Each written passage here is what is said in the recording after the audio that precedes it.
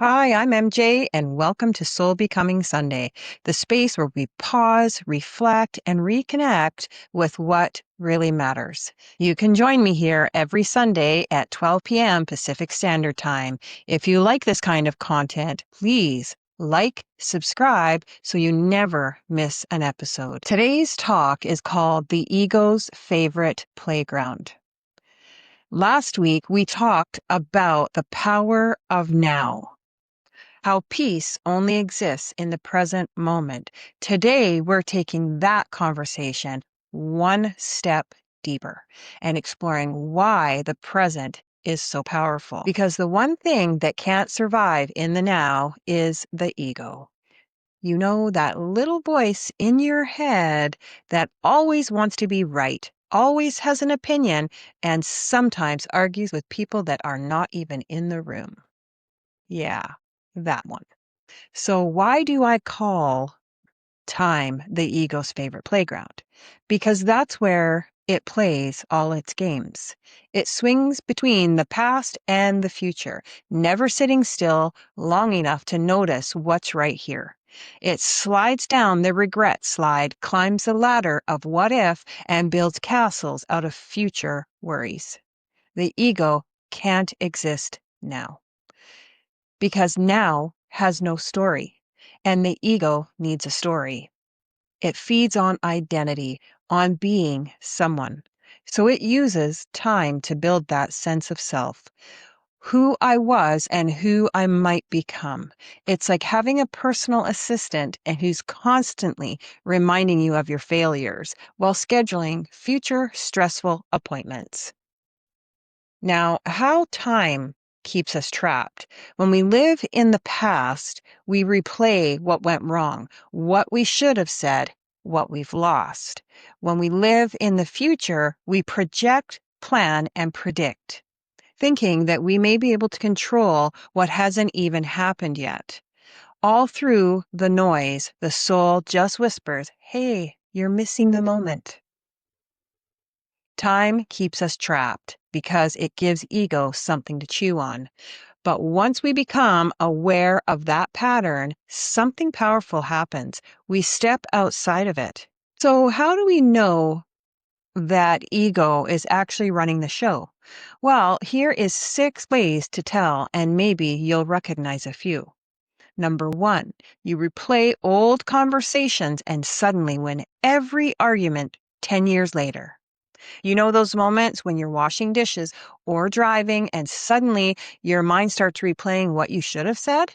That's ego trying to edit history, needing to feel right or in control of the past. But the past is over. It's just an echo now. Let it rest. Number 2, you worry constantly about outcomes as if stressing hard enough will make things turn out even better.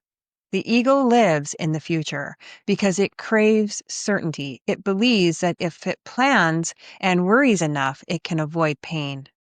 But peace isn't found in control. It's found in surrender. Number 3, you compare yourself to everyone, especially online, where everyone's living their very best filtered life. Comparison is the ego's measuring stick. It tells you you're behind, not enough or too much, but there's no competition in authenticity. Your path is one of one. Nobody else has your soul's blueprint. Number 4, you need to be right. Even Google can't change your mind. The ego loves to be the smartest person in the room, even if that room is just in your mind. But being right often costs us peace. Sometimes choosing love over being right is the higher intelligence. Number 5, you over-identify with roles: parent, creator, leader, healer, teacher, forgetting that the real you isn't any of those things. Those are what you do, not who you are. The ego loves titles because they make it feel very important. But when the titles fade away, the true self remains steady, aware, and untouched. Number 6, you rush through everything. The ego's motto is, I'll relax when this is done. Spoiler, it's never done. The ego believes happiness lives in the next thing, the next task, the next goal, or the next milestone. But life isn't waiting somewhere else. It's happening here, right now. Slow down. Even the pause between breaths is sacred. When you notice these moments, don't judge yourself. Awareness itself is the awakening. Because the moment you see the ego, you're no longer in it. You're observing from a timeless part of you that's always been free. Awareness doesn't belong to time. It's not something you earn. It's what you already are. When you catch yourself lost in the thought and simply notice, oh, there's my ego, you've already stepped out of the story.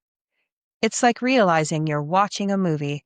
The explosions don't pull you in the same way anymore. That's presence and that's freedom. So, how do we quiet the voice and return to the now? Here are 5 ways to gently step out of time and back into your center.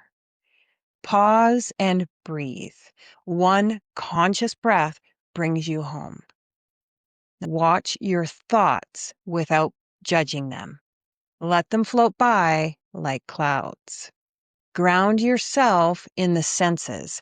Feel your feet, your breath, and the sound around you. Practice gratitude for this exact moment. The ego cannot survive ingratitude. Slow down, speak, walk, and live at the soul's pace, not the ego's. Each of these invites you back into timelessness, where awareness, not identity, leads the way.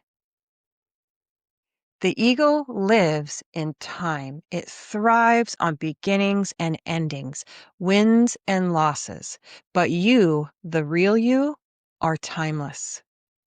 When you rest in the present, the ego softens. The stories lose their grip, and what's left is peace. Not because you earned it, but because it was always there beneath the noise. So maybe the invitation this week is simple. When you catch yourself drifting into past or future, just smile and say, there's my ego again. Then step off, take a breath, and come home. Because the ego lives in time, but your truth lives in eternity. Time is the ego's playground, but presence is your home. The more you rest there, the quieter the noise becomes. You don't have to fight ego. Just see it, smile at it, and choose to stay here instead. Thank you for joining me for this week's Soul Becoming Sunday. If this message resonated with you, I'd love for you to help share it. Like the episode, leave a comment, even just an emoji. It helps the light reach more people who need it. And if you haven't yet, subscribe so you don't miss next week's episode. And I will see you in the next one.